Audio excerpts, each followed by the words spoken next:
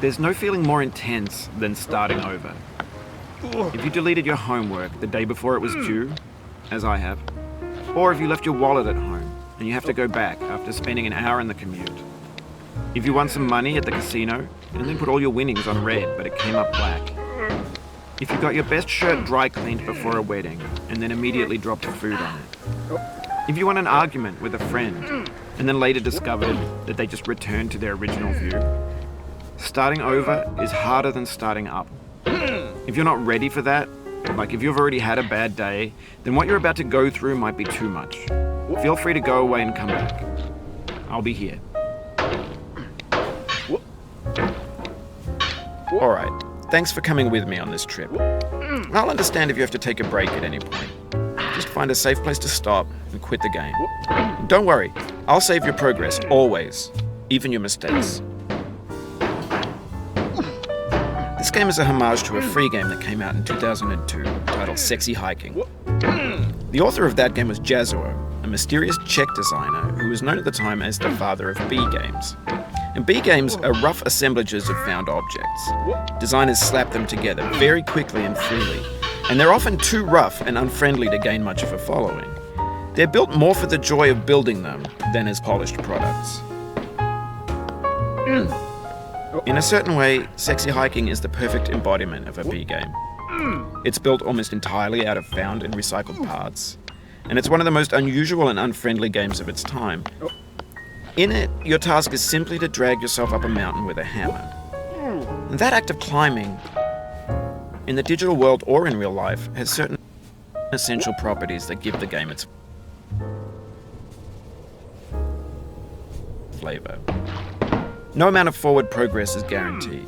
Some cliffs are too sheer or too slippery, and the player is constantly, unremittingly in danger of falling and losing everything. Anyway, when you start Sexy Hiking, you're standing next to this dead tree that blocks the way to the entire rest of the game. It might take you an hour to get over that tree, and a lot of people never got past it. You prod and you poke at it, exploring the limits of your reach and your strength, trying to find a way up and over. And there's a sense of truth in that lack of compromise. Most obstacles in video game worlds are fake. You can be completely confident in your ability to get through them once you have the correct method or the correct equipment or just by spending enough time. In that sense, every pixelated obstacle in Sexy Hiking is real.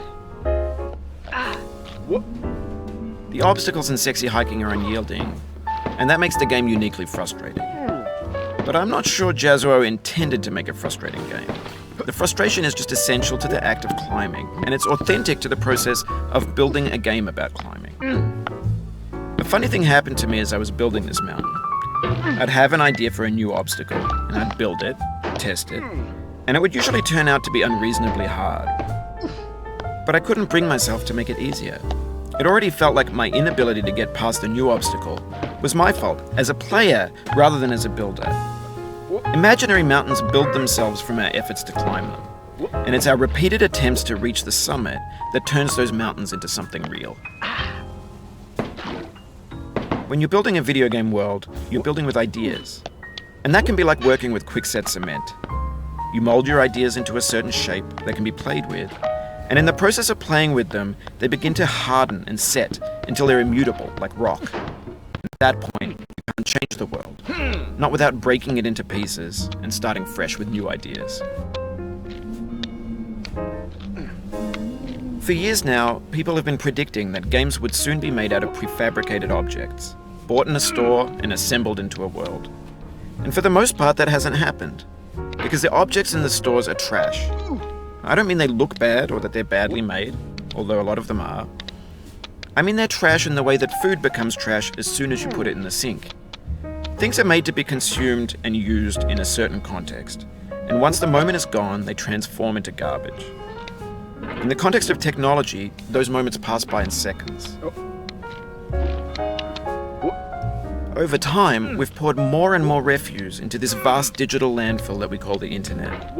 It now vastly outnumbers and outweighs the things that are fresh and untainted and unused. When everything around us is cultural trash, trash becomes the new medium, the lingua franca of the digital age. And you can build culture out of trash, but only trash culture. B games, B movies, B music, B philosophy. Maybe this is what digital culture is. A monstrous mountain of trash, the ash heap of creativity's fountain. A landfill with everything we ever thought of in it. Grand, infinite, and unsorted. There's 3D models of breakfast, Gen X's fanfic novels, Scan magazines, green screen Shia LaBeouf, banned snuff scenes on LiveLeak. Facebook's got lifelike bots with unbranded adverts and candid shots of Kanye and Taylor Swift mashups, car crash epic failed GIFs, Russian dashcam vids, discussions of McRibs, discarded, forgotten, unrecycled, muddled, rotten, untitled.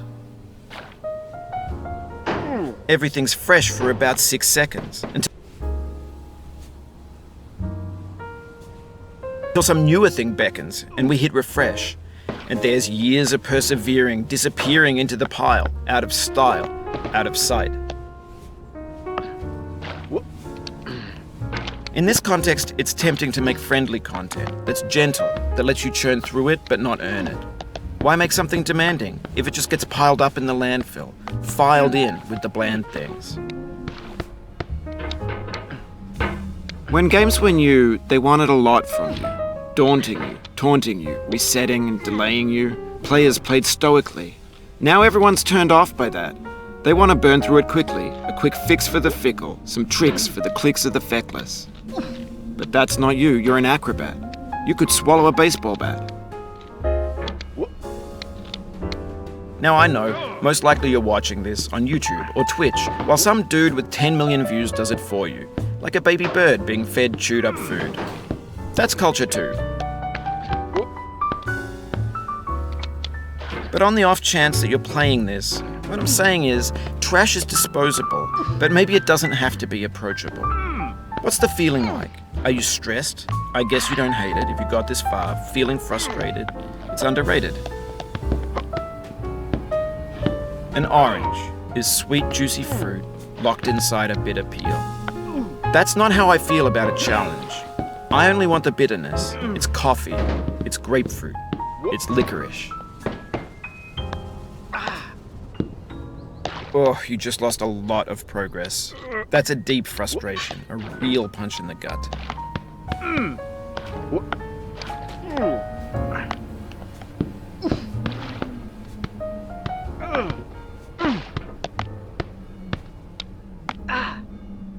Oof, sorry about that.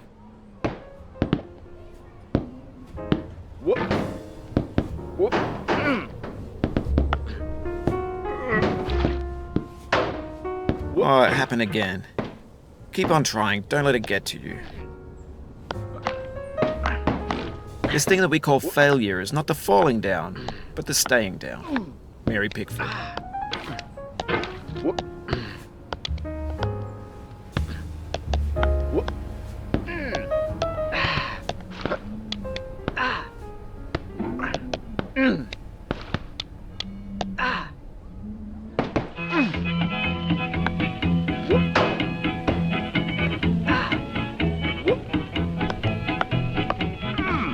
Get nasty over there, boy.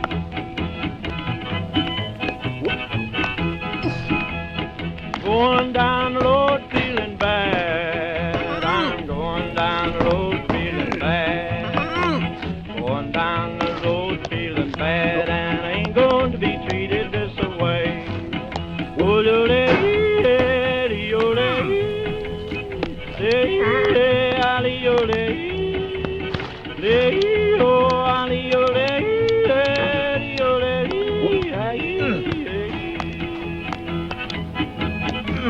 Play them blues there, boy, play 'em.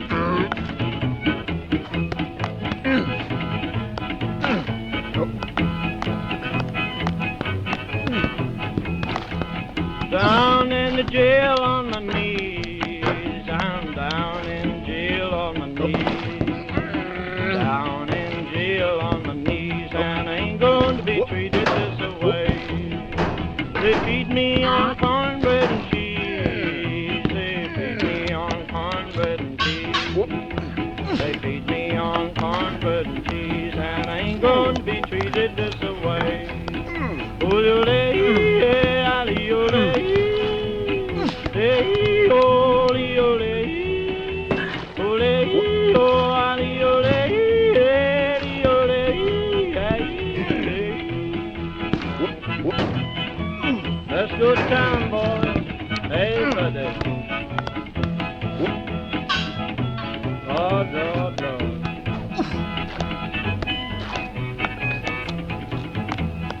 $10 shoe fits my feet. A $10 shoe fits my feet.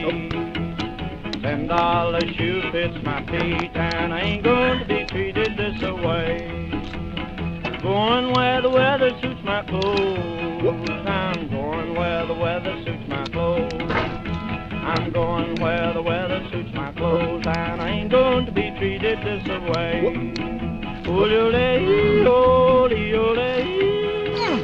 hey, ali, ole, hey, ali, ole, ole, ole, hey. Calm down, boy, calm down. Hey, hey, hey.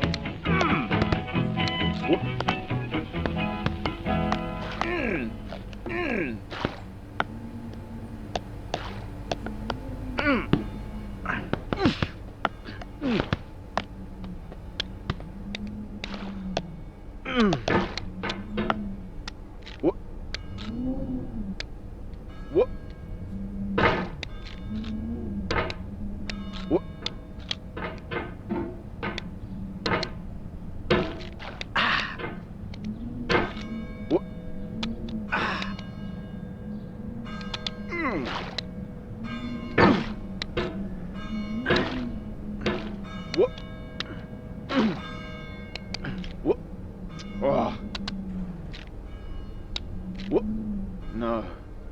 The soul would have no rainbow, had the eyes no tears. John Vance Cheney.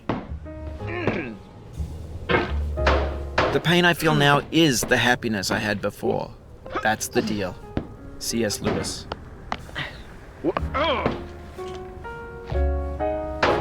I feel within me a peace above all earthly dignities, a still and quiet conscience. William Shakespeare. You cannot now believe that you will ever feel better. But this is not true. You're sure to be happy again, and knowing this, truly believing it, will make you less miserable now. Abraham Lincoln.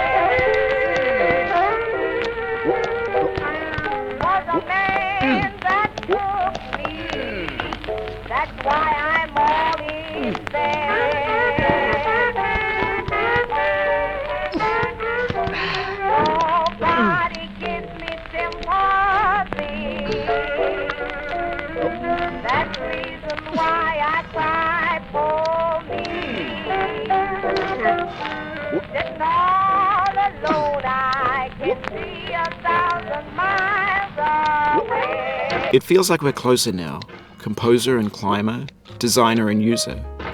You could have refused, but you didn't. There was something in you that was hidden, that chose to continue.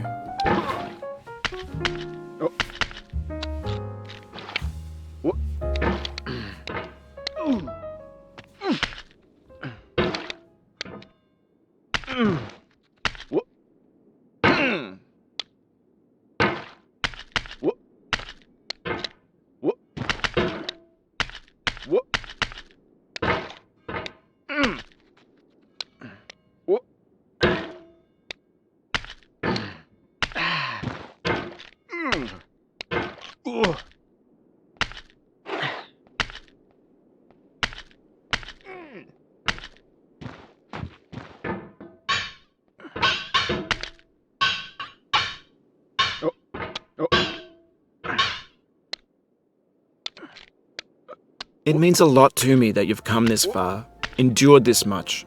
Every wisecrack, every insensitivity, every setback you've forgiven me is a kingly gift that you've given me. We have the same taste, you and I. It's not ambition, it's ambition's opposite. An obdurate mission to taste defeat. You'll feel bad if you win, so I put this snake in for you. Have you thought about who you are in this? Are you the man in the pot, Diogenes? Are you his hand? Are you the top of his hammer? I think not. Where your hand moves, the hammer may not follow, nor the man, nor the man's hand. In this you're his will, his intent, the embodied resolve in his uphill ascent. Now, you've conquered the ice cliff, the platforms, the church, and the rectory, the living room and the factory, the playground, the construction site, the granite rocks, and the lakeside. You've learned to hike. There's no way left to go but up, and in a moment I'll shut up. But let me say, I'm glad you came.